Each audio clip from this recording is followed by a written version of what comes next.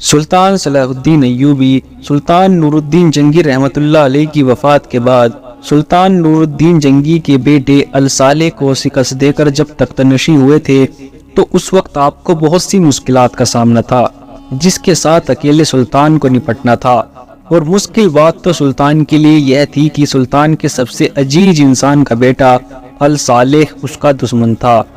سلطان صلاح الدین ایوبی نے تخت سنبھالنے کے بعد پوری سلطنت کا نظام اپنے ہاتھ میں لے لیا اور دن دگنی رات چوگنی کر کے ایک ایک چیز کا معائنہ کیا اور پوری سلطنت کا نظام بحال کرنے کا حکم دیا۔ ایک دن سلطان صلاح الدین ایوبی کو بتایا گیا کہ مصر میں کوئی ایسی مضبوط جیل نہیں جس میں بڑے بڑے قیدیوں اور مجرموں کو رکھا جائے۔ ان میں سے آدھے سے زیادہ مجرم جیل میں موجود غدار سپاہیوں کی وجہ سے بھاگ جاتے ہیں اور صرف بے گناہ بچتے ہیں جو کسی نہ کسی مجبوری کی وجہ سے مجرم بن جاتے ہیں۔ سلطان صلاح الدین ایوبی نے اپنی توجہ مصر کے مرکز میں بہت بڑی جیل کو تعمیر کرنے پر لگا دی، اور 2 سال کی کڑی محنت اور لگاتار کام کے بعد مصر کے دارالحکومت میں بہت بڑی جیل تیار کی گئی جس میں ایک ہی وقت میں 5000 قیدیوں کو رکھا جا سکتا تھا۔ یہ جیل خاص طور پر پھانسی کے قیدیوں اور سزائے موت کے قیدیوں اور عمر قید کی سزا کے قیدیوں کے لیے بنائی گئی تھی، جس میں بڑے بڑے مجرموں کو رکھا جاتا تھا۔ جب جیل تیار ہو گئی تو ملک بھر سے بڑے بڑے قیدی لا کر اس جیل میں بند کر دیے گئے، اور اب سلطان کا نظام کافی حد تک بہتر ہو چکا تھا۔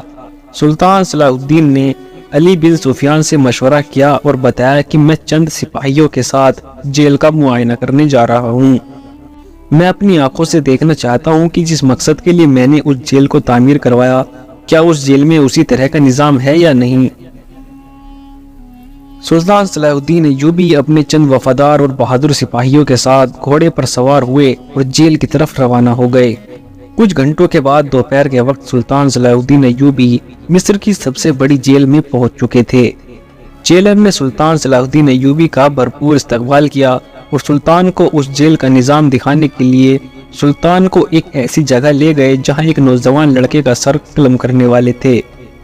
سلطان صلاح الدین اپنی کرسی پر تشریف فرما تھے، سپاہی ساتھ میں کھڑے تھے، قاضی صاحب بھی موجود تھے۔ جیل کا انچارج بھی سلطان کی دائیں طرف موجود تھا، اور جلاد نے نوجوان کو قتل کرنے کے لیے اپنی تلوار نیام سے نکال لی تھی۔ اتنے میں قاضی صاحب نے کہا کہ جس طرح ہمارے سلطان کا حکم ہے کہ کسی بھی قیدی کو سزائے موت دینے سے پہلے اس کی آخری خواہش ضرور پوچھنی چاہیے، لہٰذا اس نوجوان لڑکے سے پہلے اس کی آخری خواہش پوچھی جائے۔ سلطان صلاح الدین ایوبی اس نوجوان کو بڑے غور سے دیکھ رہے تھے۔ وہ نوجوان کسی بھی طریقے سے مجرم نہیں لگتا تھا، جس کے ہاتھ دودھ کی طرح سفید تھے، جس کا چہرہ مکھن سے زیادہ نرم ملائم تھا۔ سلطان سوچ رہا تھا کہ آخر یہ نوجوان کیسے قاتل ہو سکتا ہے۔ سلطان صلاح الدین نے قاضی صاحب کو کہا کہ اس قیدی سے میں خود اس کی آخری خواہش پوچھوں گا۔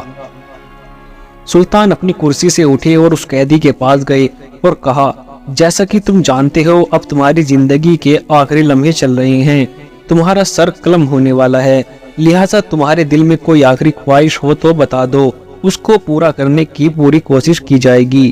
یہ دیکھ کر وہ نوجوان مسکرانے لگا۔ اس کی مسکراہٹ کو دیکھ کر تمام لوگ حیران ہو گئے، لیکن اس نوجوان کی مسکراہٹ نے سلطان صلاح الدین ایوبی کو پریشانی میں ڈال دیا۔ سلطان نے اس نوجوان سے پوچھا، آخر اس مسکراہٹ کے پیچھے کیا راز ہے؟ اس نے کہا، کیا آپ میری آخری خواہش پوری کرو گے؟ تو سلطان نے کہا، بے شک۔ اس نوجوان نے کہا، میری آخری خواہش یہ ہے کہ میری سزا کو 2 دن کے لیے ملتوی کر کے میری شادی کر دی جائے۔ جب یہ بات اس نوجوان نے کہی تو تمام لوگ اس کو حیرانی سے دیکھنے لگے۔ یہ کیسا عجیب انسان ہے، ہم نے سوچا تھا کہ یہ اپنے ماں باپ سے ملنے کی خواہش کرے گا، یا پھر اس نے کسی سے قرض لینا یا دینا ہوگا، یا اپنے بوڑھے ماں باپ کی مدد کے لیے سلطان سے کچھ مدد مانگے گا، لیکن یہ عجیب خواہش کر رہا ہے۔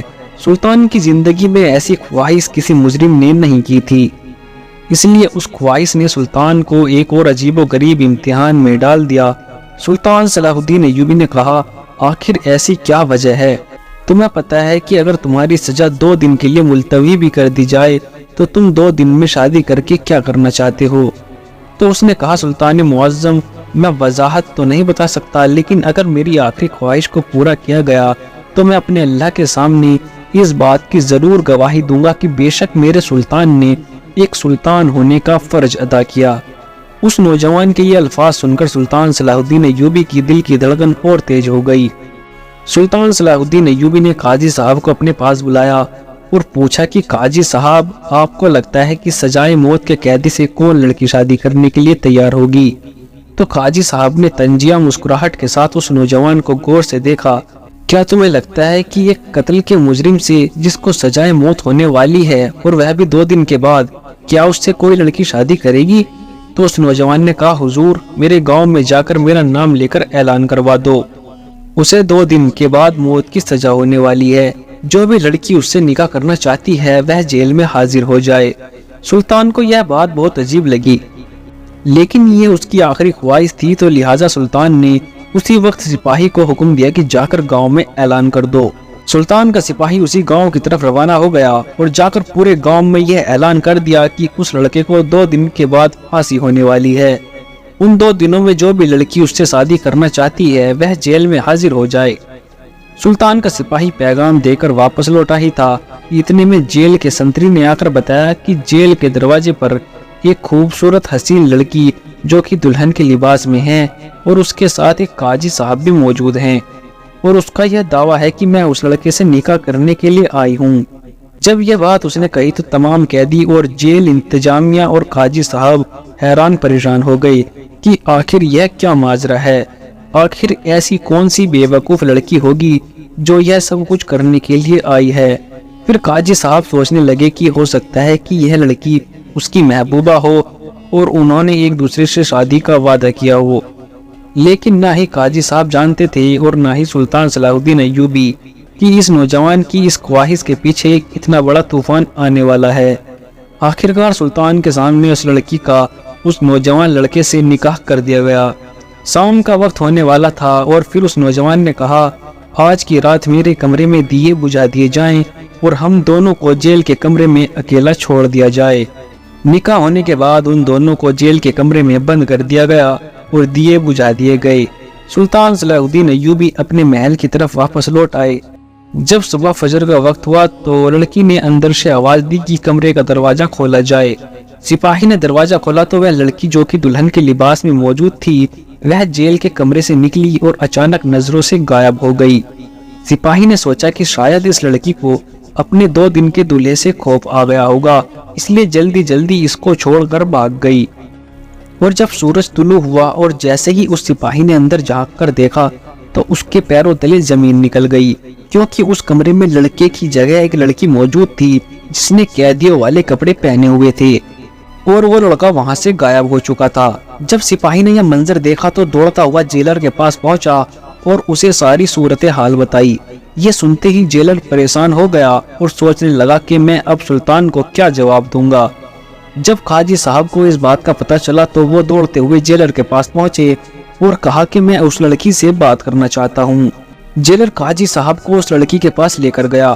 قاضی صاحب نے اس سے کہا کہ یہ بات تم اچھی طرح جانتی ہو کہ ہم تمہیں اس لڑکے کی جگہ موت کی سزا تو نہیں دے سکتے، لیکن تمہیں ساری زندگی اسی جیل میں ہی گزارنی ہوگی، کیونکہ تم نے ایک مجرم کو بھگانے میں اس کی مدد کی ہے۔ اس طرح کی محبت میں نے اپنی زندگی میں کبھی نہیں دیکھی، یا تو تم دیوانی ہو یا پھر پاگل ہو۔ تو اس لڑکی نے کہا، آپ میرے بارے میں کچھ بھی سمجھ لیں، لیکن آپ اس لڑکے کے بارے میں غلط سمجھ رہے ہیں۔ جب سلطان صلاح الدین ایوبی کو اس بات کی اطلاع ملی تو سلطان نے اس لڑکی کو اپنے دربار میں حاضر ہونے کا حکم دیا۔ جیلر اور قاضی صاحب اس لڑکی کو لے کر سلطان کے دربار میں حاضر ہوئے۔ سلطان نے اس لڑکی سے پوچھا کہ بتاؤ، آخر وہ لڑکا تمہیں جیل کے کمرے میں اکیلا چھوڑ کر کہاں چلا گیا ہے اور تم نے اس کی مدد کیوں کی ہے؟ تو اس لڑکی نے کہا، بے شک سلطان معظم، میں نے اس لڑکے کو بھاگنے میں مدد کی، لیکن اس لڑکے کو کچھ فرض ادا کرنے تھے اور وہ لڑکا اپنے وہ فرض ادا کر کے مقرر وقت پر واپس آ جائے گا۔ یہ سنتے ہی لوگ حیران ہو گئے اور اس لڑکے کا انتظار کرنے لگے۔ شام ہو چکی تھی، سورج ڈھل رہا تھا، لوگوں کے دلوں میں سوال اٹھ رہے تھے کہ آخر وہ لڑکا آئے گا بھی یا نہیں۔ جب سب لوگ باتیں کر رہے تھے تو اچانک وہ لڑکا دوڑتے ہوئے دربار میں حاضر ہوا اور بولا کہ میری بیوی کو چھوڑ دو، اب میں آ گیا ہوں۔ سلطان صلاح الدین ایوبی نے اس لڑکے سے پوچھا کہ آخر ایسا کون سا فرض تھا जिस की वजह से तुम्हें जेल से भागना पड़ा, और तुम ये बात अच्छी तरह जानते हो कि अगर तुम वापस न आते तो हम इस लड़की को तुम्हारी जगह कोई सजा नहीं देते, हो सकता है कि हम उसे रिहा कर देते। तो उस लड़के ने कहा, बेशक सुल्तान मुअज्जम मुझसे कत्ल हुआ है, लेकिन मैं बेवफा और झूठा नहीं हूँ। सुल्तान ने उस लड़के से कहा, मुझे साफ साफ समझाओ आखिर तुमने किसका कत्ल किया है। तो उस लड़के ने कहा, सुल्तान मुअज्जम मैं अपनी महबूबा से जान से ज्यादा मोहब्बत करता हूँ। ये लड़की हकीम साहब की बेटी है। जब हमारे गांव के कुछ लड़कों को पता चला कि मैं हकीम साहब की बेटी से मोहब्बत करता हूँ तो वे हसद में हकीम साहब की बेटी को बुरी नजरों से देखते और हर रोज उसे तंग करते थे। एक दिन बात यहाँ तक पहुँच गई कि हकीम साहब घर पर नहीं थे तो वे तीनों मौका पाकर घर में घुस गए और हकीम साहब की बेटी की इज्जत पर हमला कर दिया। लेकिन ये मेरी खुशकिस्मती थी कि मैं किसी काम से हकीम साहब के घर के करीब से गुजर रहा था। जब मैंने हकीम साहब की बेटी की चीखने की आवाज सुनी तो दौड़ता हुआ उसके घर में गया तो देखा कि 3 नौजवानों ने हकीम साहब की बेटी को घेरा हुआ है। मैंने उनसे कहा कि तुम अभी और इसी वक्त इसे छोड़ दो वरना अंजाम बहुत बुरा होगा। उन्होंने मुझे अकेला देखकर मुझ पर हमला किया और हकीम साहब की बेटी के कपड़े फाड़ दिए। जब बात हद से ज्यादा बाहर हो गई तो मैंने अपना खंजर निकाल लिया और फिर मैंने अपनी और हकीम साहब की बेटी की इज्जत बचाते हुए उन तीनों को कत्ल कर दिया। फिर सुल्तान सलाहुद्दीन अय्यूबी ने उससे पूछा कि आखिर ऐसा कौन सा फर्ज था जिसकी वजह से तुम्हें जेल से भागना पड़ा। तो उसने कहा, हमारे गांव में एक बुढ़िया रहती है, उसने अपनी जवान बेटी के लिए कुछ सोने के सिक्के जमा कर रखे थे।